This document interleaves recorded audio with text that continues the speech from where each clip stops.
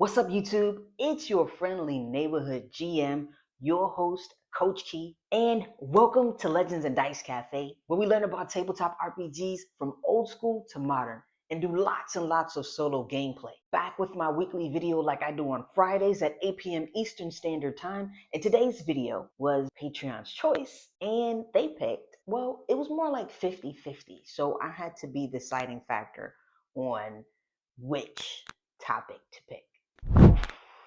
So we're going to build a character using the 2024 rules to see how simple, how easy it was. And I thought it would be super cool to not only build the character using the 2024 rules, but also building a character using the 2014 rules and see which one is the easier route to take when it comes to building a character. I kind of like these character sheets better, to be honest. But I have not built a character using this rulebook, and I haven't built a character using the 2014 rules in, honestly, a couple months, a few months. So we're going to do that today. As always, if you're digging the content, make sure you hit that thumbs up button so YouTube can push it out to more and more people. And if you're looking to support the channel even beyond what you're doing, hop on over to Patreon and subscribe to Legends and Dice Cafe. All right. And look at the size difference in the books. It's a bit of a difference. But I'm going to be perfectly honest, I haven't read through the 2024 rulebook yet, but the little bit that I've gone through so far, I like the way that it's organized, to be honest. So without further ado, let's hop into it. I like the art on here. I think it's pretty cool. It's interesting. I love my 2014 rulebook as well. And I've also got my character sheet for the 2014. Boom. And I got some character sheets for the 2024. The artwork on here is super cool as well.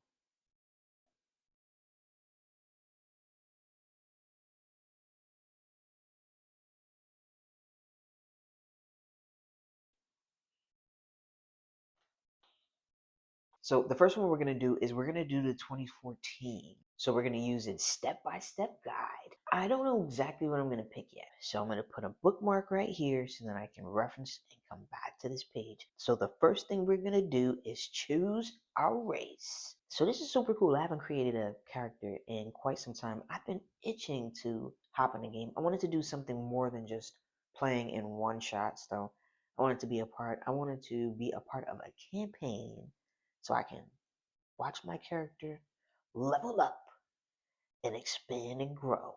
So let's see. We've got dwarf.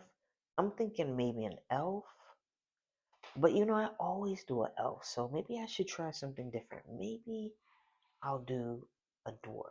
I don't think I've ever done a dwarf before. Let's see. I've done a dragonborn. I've done a human. For our race, we're going to do a dwarf. Let's see, for our dwarf name, we're going to call them Vondel. Your dwarf character has an assortment of inborn abilities, part and parcel of dwarven nature. Your constitution score increases by 2.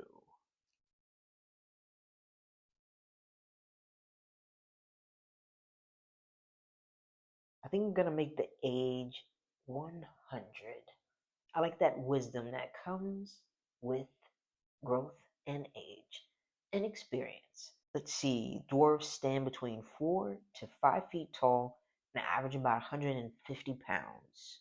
So I'm going to do my height 4 feet and I'm going to do my weight at 100 pounds.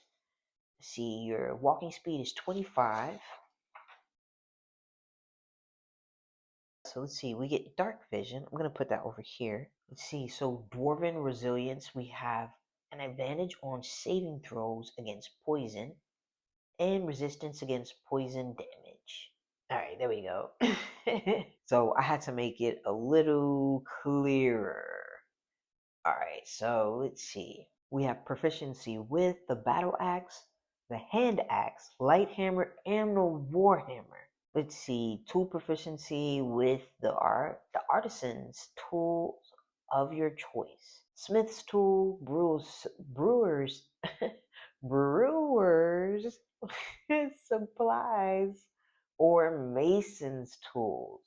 I kind of like, I think I'm going to do mason's tools. Oh, cool. So whenever you make an intelligence history check related to the origin of stonework, you are considered proficient in the history skill and add double your proficiency bonus to the check instead of your normal proficiency bonus. That's pretty cool. You can speak and read Common and Dwarfish. So two main subraces of dwarves populate the worlds of D&D.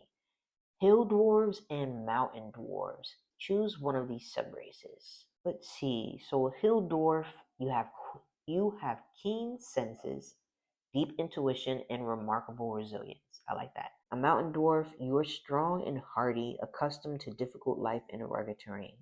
You're probably on the tall side for a dwarf and tend toward lighter coloration. So I think I'm going to do a hill dwarf. And for a hill dwarf, your wisdom score increases by 1. I like that. I like wisdom. Let's see.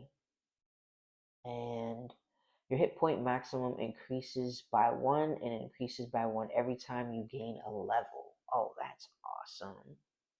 Dwarven toughness. So let's see. Next up, the next thing we're going to do is we're going to choose our class. I either typically pick a cleric or a barbarian. I've never been a monk before, but I've always been curious about them. But maybe I'll save the monk for the next character creation. I played a rogue before. I'm going to go with the monk. I've never picked a monk before, and though it may not go together, let's give it a try. Let's see. So we're going to do for our class, it's going to be a monk. And we're going to do, of course, a level 1. Bada bing, bada boom. I like the art in this book too. I think it's pretty cool. So, a master of martial arts. I love martial arts. And I love martial arts movies too. See. So a master of martial arts harnessing the power of the body in pursuit of physical and spiritual perfection. And dexterity and wisdom. See, our proficiencies, simple weapons and short swords. So, oh yeah, proficiency bonus +2. There are a lot of characters that I have not played before. So I'm not exactly sure the 1d4, but I'm sure we'll figure that out along the way. So it suggests to do a quick build to choose the hermit background. So our hit die is going to be 1d8, and then our hit points at first level is 8 plus your constitution modifier. Proficiencies in armor, none. Simple weapons, short swords. Choose one type of artisan's tool or one musical instrument. So let's see. Artisan's tools. It's quite a list there. I'm gonna go with alchemist supplies. Saving throws is strength and dexterity. I'm probably not rolling up the best fitted race and class together, but I'm just gonna kind of go with it. Skills choose from acrobatics, athletics, history, insight, stealth, religion, acrobatics, insight. Okay, that's it, just 2. Okay, acrobatics and insight. I think that's what I'm gonna go with. So you start with the following equipment in addition to the equipment granted by your background. So let's see, we're good with short swords. Let's see. So we get 10 darts, and we're going to do a short sword, and we're going to do for the explorer, we're going to do the explorer's pack. And then we get unarmed defense. Beginning at first level while you are wearing no armor and not wielding a shield, your AC equals 10 plus your dexterity modifier plus your wisdom modifier. Alright, so, okay, that's not bad at all. So let's see. At first level, your practice of martial arts gives you mastery of combat styles that use unarmed strikes and monk weapons, which are short swords, and any simple weapons that don't have two-handed or heavy property. You gain the following benefits while you are unarmed or wielding only monk weapons, and you aren't wearing armor or wielding a shield. You can use your dexterity instead of strength for attack and damage rolls of your unarmed strikes and monk weapons. You can roll d4 in place of normal damage of your unarmed strike and or monk weapon. This die changes as you gain monk levels, as shown in the martial arts column of the monk table. Oh, okay. Okay, that's what that is. See, I said that we would eventually figure that out. So that's where that d4 is. So you can roll a d4 in the place of normal damage of your unarmed strike or monk weapon. This die changes as you gain monk levels, as shown in the martial arts column of the monk table. When you use the attack action with an unarmed strike or a monk weapon on your turn, you can make one unarmed strike as a bonus action. For example, if you take one action and attack with a quarterstaff, you can also make an unarmed strike as a bonus action, assuming you haven't already taken a bonus action. Word. I have the hardest time staying in between the lines because they're so stinking small. All right, so that's not bad. And the rest of these are for the next level up. So the next step is going to be we're going to determine our ability scores. I'm worried that if I roll, I'm not going to be very high. So I was thinking about just using 15, of course, 14, 13, oops, 12, 10, and 8. And then we've got our backgrounds. It did say for us to do the hermit background. All right, so skill proficiencies for our medicine and religion. You lived in seclusion, either in a sheltered community such as a monastery or entirely alone for a formative part of your life. In your time apart from the glamour of society, you found quiet solitude and perhaps some of the answers you were looking for. So I kind of like that. So my hill dwarf monk Zeldar, he's going to live in the mountains by himself, secluded from society, maybe because he has different thoughts, maybe different ideas, I'm thinking, from the community he grew up with. So he took shelter to himself. This individual, since they're a monk, they're going to be a spiritual individual. And so they secluded themselves, took to the hills in order to search for maybe some insight and maybe working on self so they can be their best self, using martial arts as a way or form to become their best self.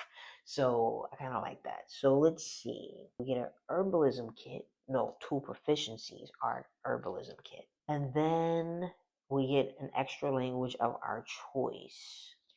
Where are the languages? Here we go. So languages. Exotic languages. I'm gonna do undercommon. So maybe this individual was, or maybe he came from a group of not the best of individuals and was possibly into some illegal things. Well, so underdark traders. Deep speech. Draconic. I like draconic. No. Actually, I'm going to do this infernal for my language. Because I'm the DM, a scroll case stuffed full of notes from your studies or prayers, a winter blanket, a set of common clothes, an herbalism kit, and 5 gold pieces. So let's see, what are we going to pick? Let's see, life of seclusion. Let's see, I was searching for spiritual enlightenment. And then the next thing we would do, again, pick your personal traits. I'll use this one for my personal trait. I feel a tremendous empathy for those who suffer. For my ideal, I'm going to do my gifts are meant to be shared with all, not used for my own good. Then for my bond, this seems like it would make sense, especially with me knowing the language infernal. My isolation gave me great insight into a great evil that only I can destroy. And then for my flaw, so I'll go with this. Now that I return to the world, I enjoy its delights a little too much. So we've already got our equipment. I guess I'll put unarmed here. Let's see, instead of taking the given to you by your class and background, you can purchase your starting equipment. You have a number of gold pieces to spend based on your class as shown in Chapter 5. I think I'm going to stick with what I have. Let's see. So your armor class represents how well your character avoids being wounded. And we already know our AC is going to be 10 plus our dexterity plus our wisdom. So we can go ahead and calculate that real quick. And then we'll put our numbers for our damage and everything. Oh, and we forgot to do this part, so we'll do that. All right, so let's see. Our AC is going to be 10 plus 12. So our AC is 14. And then our initiative is going to be our dexterity. And let's go ahead and start calculating our things right here. So we'll do that real quick. I think I'm calculating this right as far as I've always been confused about when it's time for me to do my passive wisdom. So I'm not proficient in perception. So I think that it would be a 10 plus the 2. I think to go for a 12. 10 plus all modifiers that normally apply to the check. So I would think that it's going to be 12. Oh, and then our hit points. So our hit points are going to be 8 plus our constitution, which is 1. So it's going to be 11. Oh, plus that 1. So that's 12 because we get a plus for that. What was that? Dwarven toughness. Yes. All right. So that's awesome. So let's see. What else are we missing? So let's see. So for a short sword, it's a finesse. So awesome.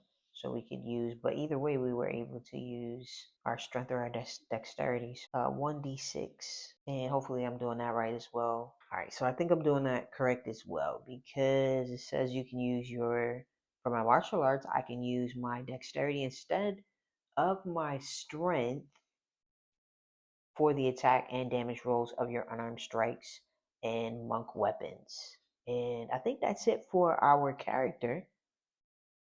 Player name, Key. Oh, my background, a hermit. And I've got my equipment down. I've got my weapons. So super pretty easy. It took a little while to put together.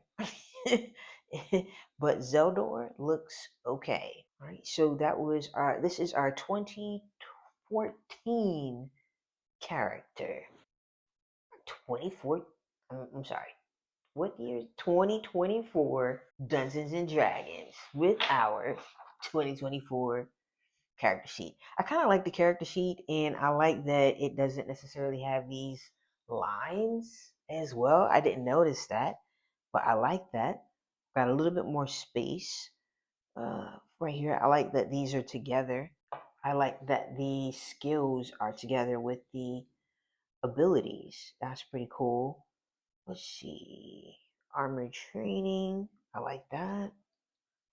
I like the hit points to appear with the hit die and the death saves, your armor class, and a spot for the spells and your cantrips.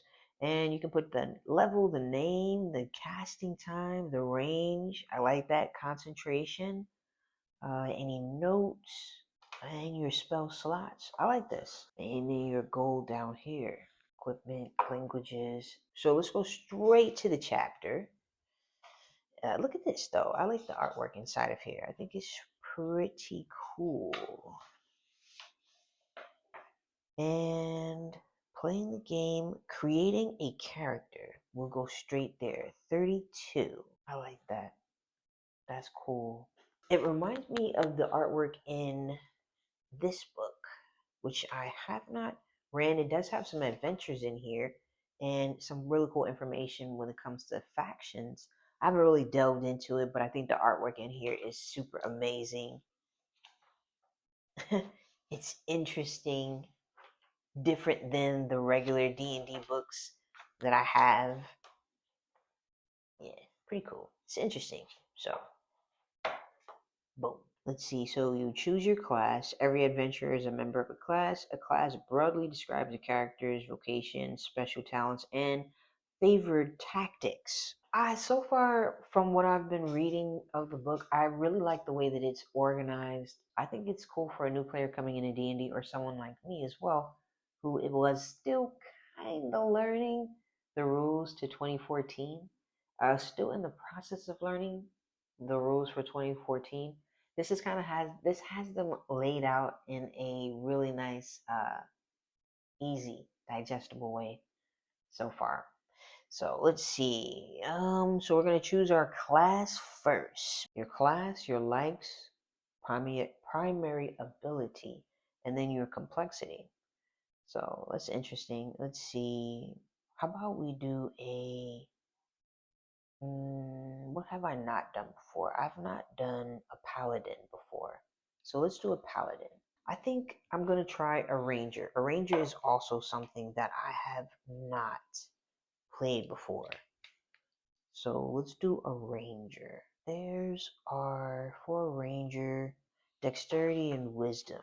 So I'm just going to put some dexterity and wisdom. And their likes are survival. So it's going to be, of course, a level 1, 0 XP points. So let's find our class and gather our information. Here we go. A ranger. Primary ability, of course, dexterity and wisdom. Our hit die is going to be 10 d10 per level. And our proficiencies, we get to choose 3 of them. Maybe perception, stealth, and survival. Our weapon proficiencies, see simple and martial weapons. And then our armor is going to be light and medium armor and shields. I like that this is right here. Light and medium. I like this a lot. And then starting equipment. So we can choose, of course, this starting equipment, or we can start with 150 gold pieces. I think I'm gonna go with the 150 gold pieces. As a first level character, gain all the traits in the core ranger traits table. We get spellcasting, favored enemy, and weapons mastery. And I get 2 favored enemy. I'm not sure exactly what that means, but I'm sure we will find that out. I get 2 level 1 spells. I get 2 prepared spells and favorite enemy. Let me see what that means. Favorite enemy level 1. You always have a hunter's mark spell prepared. So you always have a hunter's mark spell prepared. You can cast it twice without expending a spell slot. That's awesome. And then spellcasting. You have learned to channel the magical essence of nature to cast spells. So I get to see chapter 7 for the rules on spellcasting. The information below details how you use those rules with ranger spells, which appear in a ranger spell list later in the class description. To start, choose 2 level 1 ranger spells, Cure Wounds, and I'm just going to go with that. Cure Wounds and Ensnaring Strike. Wisdom is your spellcasting ability. Oh, awesome. The actual ranger spell list is right here, which is fantastic. This is really awesome to have the actual spells in the same section where the class is at. That is extremely convenient. I like that a lot. So I've already got my spells though. I picked 2 because you get 2 level 1 spells. So, and I get the hunter's mark as well. And then the next thing is determine our ability scores. Let's try rolling and let's see what we get. Right? So 1. So I got 13 so far. 13, 10. Not the best. 10, 11. Not good scores at all. 11, 17. Wow, that's a nice score. Let's see. Yeah, and then we go right back down. 7. What's that? 15? That's not bad at all. 15. I think that's it. 1, 2, 3, 4, 5, 6. We'll do 17 for dexterity. We'll do 15 for my wisdom. I'm going to do 13 for my constitution. Then I'm going to do 7 for my charisma. Oh, that's my modifier goes in that big one. Okay, so whoops. I wasn't even reading 7. And then we have a 10 and 11. Oops. 11. 10, 15, 17, 13, charisma 7.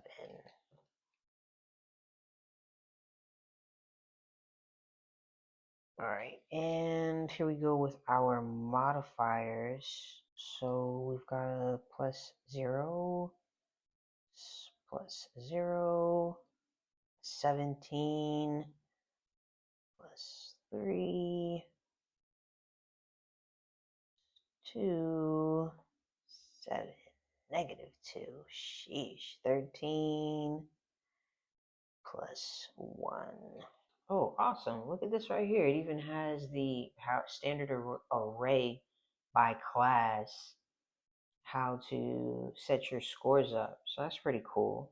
All right, so let's see. And then it has this area right here. So let's see if we're high as far as describing your appearance and personality. Ability scores are a central part of the rules, but they can be more than that. Once you've assigned your ability scores, give some thought to what those scores might say about your character's appearance and personality. A very strong character with low charisma might look and behave differently from a charismatic character with low strength. So it's interesting way to look at it. Let's see. Oh, I didn't pick my species yet.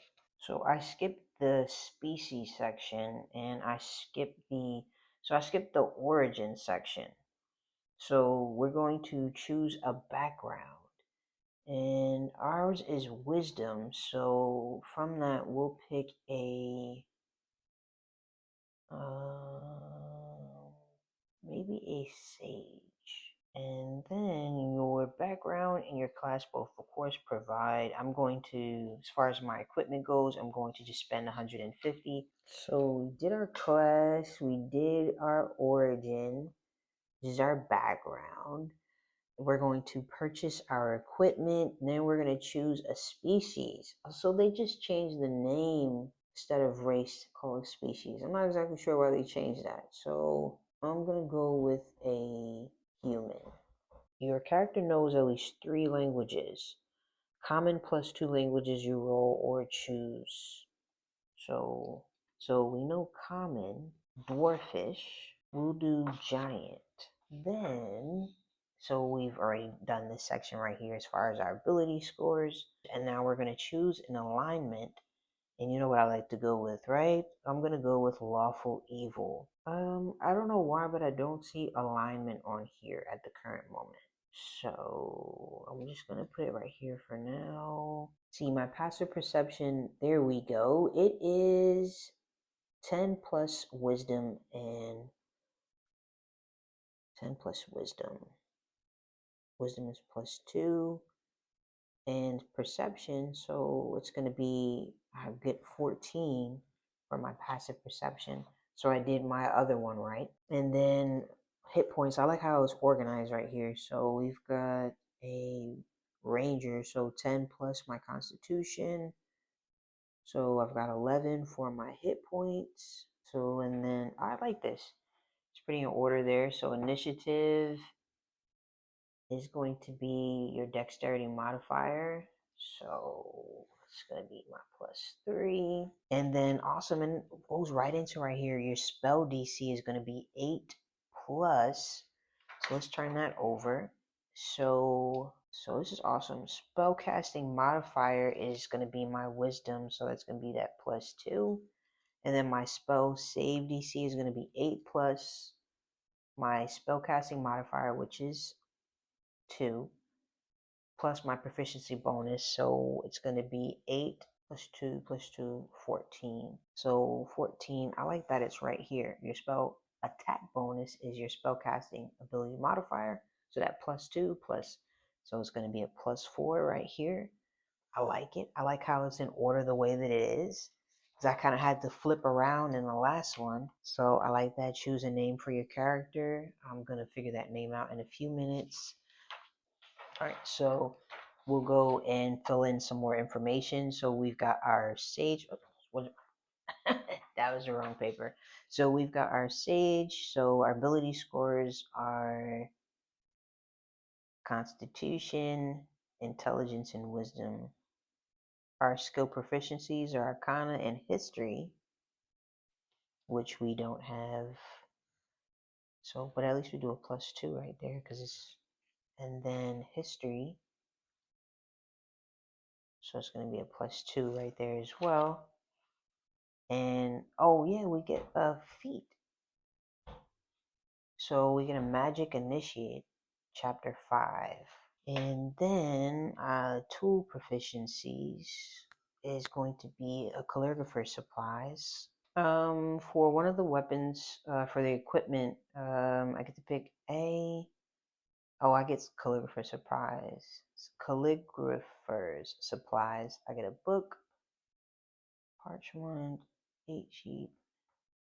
Yeah, I like that. And that's pretty much it for my sage. And then I just need to find my human, and then of course purchase my equipment as well, or purchase. I have 150 gold pieces to purchase a few things.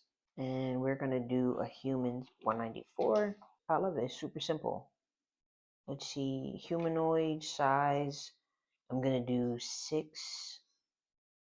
I'm going to do 6'2" for my size. Do I have my appearances right here? I'm going to do 6'2".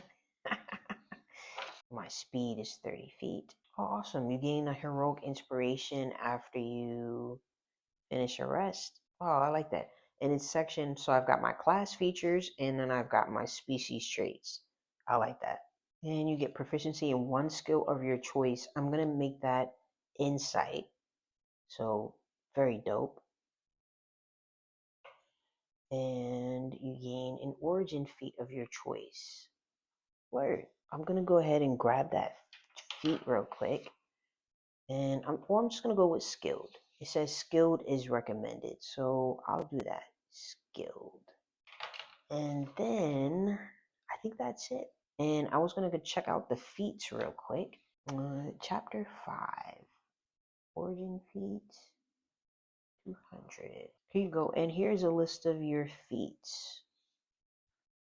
So this chapter is a collection of feats, which is a special features not tied to a character's class. A feat represents a talent or an area of expertise that gives a character special abilities. It embodies training, experience, and abilities beyond what a class provides. So Magic Initiate, you gain the following benefits. 2 cantrips. You learn 2 cantrips of your choice. Wow. From the Cleric, Druid, or Wizard spell list. Intelligence, wisdom, or charisma is your spellcasting ability. Awesome. So I get 2 cantrips. And then for skilled, you gain proficiency in any combination of 3 skills or tools of your choice. Wow. So you automatically start out with some pretty cool and interesting choices as a player. So that's pretty interesting. So you gain proficiency in any combination of 3 skills or tools. Acrobatics 1, 2, and I'll do animal handling. Sheesh, that's a lot. I hope I'm doing this right because that's a lot. Oh, did I put that right? Yeah, because that was okay. Cool. Saving throws and acrobatics. Sheesh, that's a pretty powerful character for a level 1. So I get cantrips of my choice. So I get to learn 2 cantrips. So I'm going to just for the heck of it, I'm gonna do Ray of Frost. All right. So I think we're just about done. So we have 2 slots. We've got our feats, which is pretty interesting. We've got our abilities down. Oh, we haven't purchased our equipment, but I don't think we're gonna probably purchase the equipment tonight. But I am going to finish filling out my information for my cantrips because I want to look at the spell section. So let's go ahead and get over to that area. All right, so I've got my spells down. I don't have a backstory or appearance, but I've got my languages. I've got some equipment that came with, I'm pretty sure it was the Sage with my background. Got my abilities, got my species traits, my class traits, feats. This is a pretty powerful character. Oh, we'll fill in the quarterstaff. I'm not going to spend 150 right now, but we'll go ahead and fill in that information for that quarterstaff. So let's find the weapons section and take a look at that because I haven't taken a look at that section yet. 213. Here we go. Even though it doesn't look much different than the other one. So, oh, I forgot to do my armor class. Yeah, armor class. Got my hit points. This was a cool experience creating my first character. This is my very first time creating a character using this book. And so this is pretty cool. I learned some pretty cool things, new things about the book. So let's see. And we have a quarterstaff. So it's going to be versatile. So I can do mastery is topple. Let's see. So, if you hit a creature with this weapon, you can force a creature to make a Constitution saving throw, DC 8 plus the ability modifier used to make the attack roll, and your proficiency bonus. On a failed save, the creature has the prone condition. And a quarterstaff, let's see, strength. Oh, I can't even, because it's going to be a melee weapon, so it's strength. So it's just +2. Oh, my cantrips go right here. Duh, right? So, which cantrips did I use? Ray of Frost and Shocking Grasp. Let's see. Which is pretty convenient to have them here. That is super convenient. So, and then my DC, my spell DC is going to be 14. Yeah, this is convenient to have it right here with my weapons. And then the damage is going to do. So I think that's right. Because my strength, I didn't even think about my strength, but my strength is going to be a 0. But I've got all these other cool things, spells and stuff. So I think that's just about it. Oh, and forgot my AC class while my light went out. So that's the thing that I forgot. So for my AC, so for my armor class, without armor or shield, your base armor class is 10 plus your dexterity modifier. So that's going to be 13. And that's pretty much it for my character. And it didn't take very long. I didn't spend up my dough. So I've got 158 gold pieces to create. So that wasn't that bad at all. Pretty easy process. Thank you so much for taking the time out to watch the video. As always, stay tuned for next week's video. Don't forget to make sure you hit that thumbs up button. Don't forget to comment and subscribe. And turn on your notifications so you don't miss out on any of the cool content that I post on Fridays. And I go live playing some of my favorite video games. I will be playing some tabletop RPGs live soon as well. But if you want to hop on and chit chat with me, I typically go live on either Sundays or Tuesdays. I'll do both days if I'm available and I don't have any other things to do. 9 to 9:30 p.m. Eastern Standard Time till about 11 p.m. Eastern Standard Time. So definitely come on and hop on and hang out with me. So, and as always, I hope you have a super fantastically awesome rest of your Friday and an awesome weekend. I hope you play something super fun, or I hope you play something super fun, or read something super fun, because that's cool too. And I see you guys next week, same time, 8 p.m. Eastern Standard Time.